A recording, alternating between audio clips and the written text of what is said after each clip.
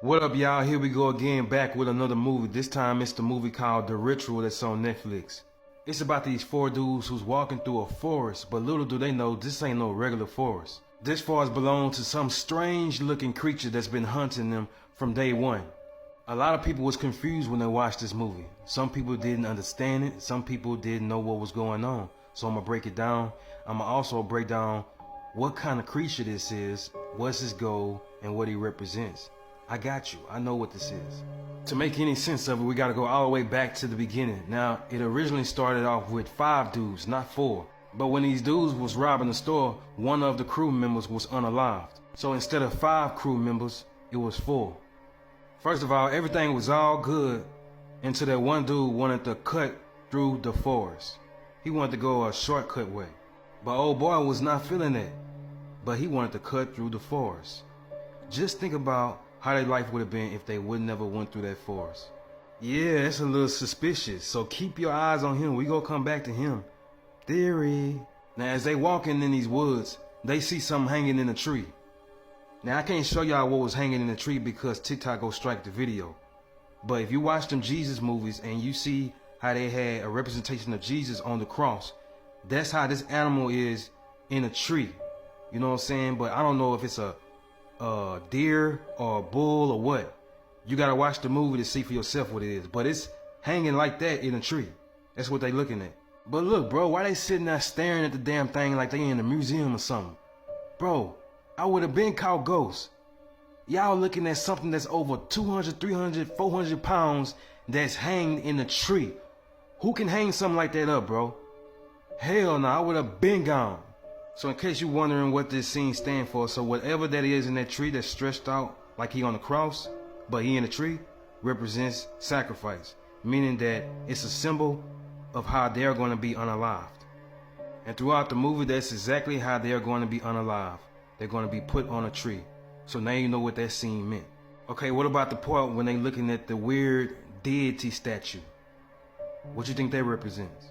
This is supposed to represent the creature that's out there hunting them. You know how back in the ancient times, how they worship false idols and statues and stuff? That's what this represents. It represents the worship of that creature that's out there.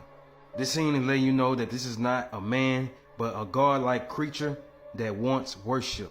So the creature that we are dealing with is a martyr.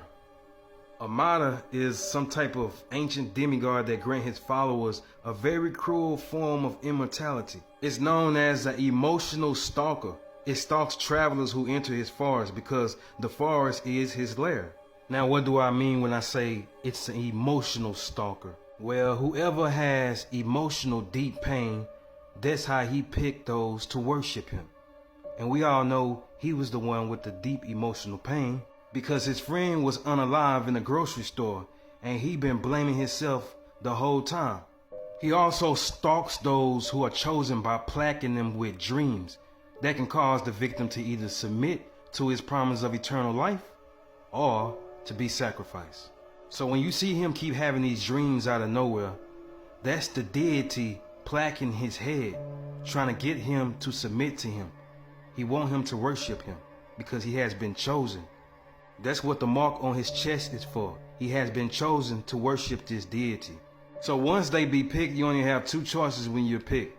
You either worship this beast or you be unalived by him. Those are the 2 choices. But remember, he only give this choice to those who he put the mark on their chest. Whoever doesn't get this mark on their chest is eventually hunted down and captured by the followers of this deity, which is these people you see that's trying to, rough him up. And they feed it to that deity as a sacrifice. Like I said, once you get this thing planted on your chest, you either worship this thing or you let it unalive you. And these are the followers of this deity. And the same thing that's on his chest is on her chest and the rest of them. See, in exchange of them worshiping him, he gives them eternal life. But there's a twist to it. These followers can't be unalived by natural means, but they still continue to age. So if you want to know who is these creatures in this room, these creatures you see in this room is the worshipers from years ago that's taken care of by the new followers you see now. So these people are still alive. They have eternal life, meaning that they cannot be unalive, but they still continue to age. That's crazy, right? Who would sign up for something like that? The eternal life that this deity is giving them defeats the purpose, because the whole purpose of eternal life is that you don't age, you don't grow older. But yet, they're aging. They're getting older and older and older. What kind of deal is that, bro? I would have just let the monster get me. But yeah, that's what this creature is. It's a martyr, and that's the deal that it gives you. It gives you eternal life, but you still age.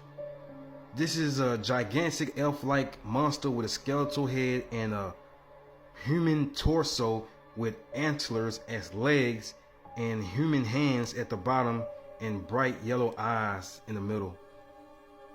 This is a strange creature, bro. So the reason why this deity did not unalive this man is because he wanted him to worship him. So he gave him a choice. Either you worship me or I will unalive you. And he ended up slicing him, and then he ran out the forest. So at the end of the movie, he ended up running out the forest. He didn't end up worshiping this thing at all. He got away, smooth. Now let's get to the theory. Remember what I said about the dude in the beginning. He was the one that wanted to cut through the forest. Remember, the forest is the reason why they all end up unalived. So what if this was a setup? Remember, they felt some type of way of what happened to their friend in that store. They felt like it was his fault. At least that's the energy that he was getting. Listen to what was said when they was paying their respects. Just look at his face when it was said too. If you didn't hear that, he said this should have never happened. Now pay attention to the eye contact when he said that. Look how he looking at him, and look at him. Should never have happened. You see how he looked at him when he said that? That's because he really feeling some type of way. What he said, he wanted to say. Later on in the movie, he got into it with the same guy who said what he said at the beginning. Now pay attention to his actions when they arguing about their best friend who was unalive. Be here if it wasn't for you, Don. Shut up. He told him to shut up, like keep that on the hush hush. And old boy like keep what on the hush hush? Tell me what's up now. And he ended up blaming the man of their friend being unalive. And now he finna ask him, do you think it's my fault?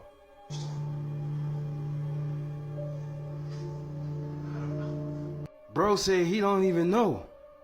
So that lets you know right there that he think he guilty. Which is why he set him up. Bro, this is a setup. He know exactly what's in his forest. He know exactly what they looking at. He know what they represent.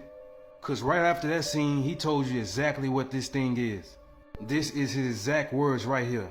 It's some kind of pagan or Nordic deity, like an offering or something. So he already know what this is, bro. Out of all the men who took it hard what happened to their friend, he took it the hardest. Just look how he pouring his alcohol out as an offering, right? But look how they looking at him, bro. They looking at him like, bro, that's enough. Nah, bro, he's still pouring. He took it the hardest. He was so close to the man that he couldn't live without him. So this whole trip to the forest was a say goodbye trip. He wanted everybody to be unalive and to be with their best friend in that type of way. That's how he wanted to go out, because he can't live without his friend. And he wanted that deity to come after him for revenge, because he knew it would pick him, because he the one that's hurting inside the most.